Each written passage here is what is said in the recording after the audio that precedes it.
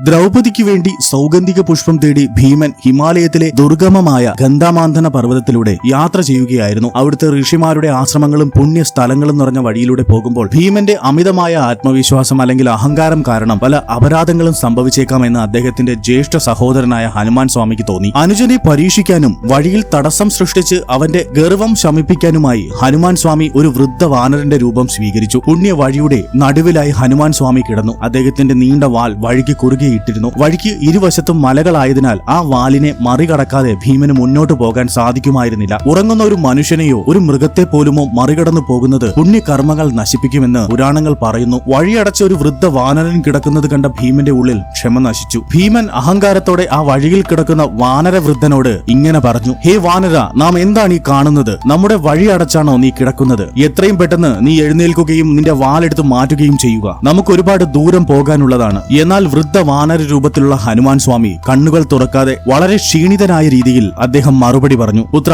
നാം ഒരു വൃദ്ധനാണ്. ശരീരമാകെ തളർന്നിരിക്കുന്നു. എഴുന്നേൽക്കാൻ വയ്യ. ഞാൻ ക്ഷീണിതനാണ്. നീ ഒരു യുവാവല്ലേ? ദയവ് ചെയ്ത് നിനക്ക് പറ്റുമെങ്കിൽ എന്റെ വാൽ സ്വയം എടുത്തു മാറ്റിയിട്ട് പൊയ്ക്കോളൂ. എന്റെ വാൽ കടന്നു പോകുന്നത് നിനക്ക് ദോഷം ചെയ്യില്ല. ഭീമൻ അതിരുകടന്ന ആത്മവിശ്വാസത്തോടെ വൃദ്ധനായ ഹനുമാൻ സ്വാമിയോട് പറഞ്ഞു: ഇതാണോ കാര്യം? എന്റെ ശക്തി എന്താണെന്ന് നീ അറിയുന്നില്ല. ഈ ലോകത്ത് എന്നെ തടയാൻ ആർക്കും കഴിയില്ല. തന്റെ കൈക്കരുത്തിൽ അമിതമായി വിശ്വസിച്ചിരുന്ന ഭീമസേനൻ ലോകത്തിൽ വെച്ച് ഏറ്റവും വലിയ ശക്തിശാലിയായ തന്നെ കൊണ്ട് ഇത് നിഷ്പ്രയാസം സാധിക്കുമെന്ന് കരുതി അദ്ദേഹം സർവ്വശക്തിയുമെടുത്ത് വാലിനെ തള്ളി നീക്കാൻ ശ്രമിച്ചു. എന്നാൽ അത്ഭുതമെന്ന് പറയട്ടെ, തന്റെ ഗദയേക്കാൾ കടുപ്പമുള്ള ആ വാലിനെ ഒരു ഇഞ്ച് പോലും അദ്ദേഹത്തിന് നീക്കാൻ കഴിഞ്ഞിരുന്നില്ല. കൈകാലുകൾ കുഴഞ്ഞു, ശ്വാസം നിലച്ചു. പാണ്ഡവരിൽ ഏറ്റവും ബലവാനായ അദ്ദേഹത്തിന് തന്റെ ഈ പരാജയം വിശ്വസിക്കാനായില്ല. തന്റെ മുന്നിൽ കിടക്കുന്നത് ഒരു സാധാരണ വാനരനല്ലെന്നും അത് തന്നെ പരീക്ഷിക്കാനെത്തിയ ഒരു ദിവ്യ ശക്തിയാണെന്നും ഭീമൻ ആ നിമിഷം മനസ്സിലാക്കി. അദ്ദേഹത്തിന്റെ ഗർവം പൂർണ്ണമായും ആ നിമിഷം നശിച്ചു. ഭീമസേനൻ വിനയത്തോടെ കൈകൂപ്പിക്കൊണ്ട് ആ വൃദ്ധനായ വാനരനോട് പറഞ്ഞു: കവിശ്രേഷ്ഠ, എന്റെ ഗർവം ക്ഷമിക്കണം. എന്നെ തടയാൻ ഈ ലോകത്ത് ഒരു ശക്തിക്കും സാധ്യമല്ല. പിന്നെ എങ്ങനെയാണ് ഞാൻ ഈ വാലിന് മുന്നിൽ പരാജയപ്പെട്ടത്? അങ്ങ് തീർച്ചയായും ഒരു സാധാരണക്കാരനല്ല. അങ്ങന്റെ ജ്യേഷ്ഠ സഹോദരൻ പവൻപുത്രൻ ഹനുമാൻ തന്നെയാണെന്ന് ഞാൻ മനസ്സിലാക്കുന്നു. ഭീമന്റെ വിനയത്തിൽ സംപ്രീതനായ ഹനുമാൻ സ്വാമി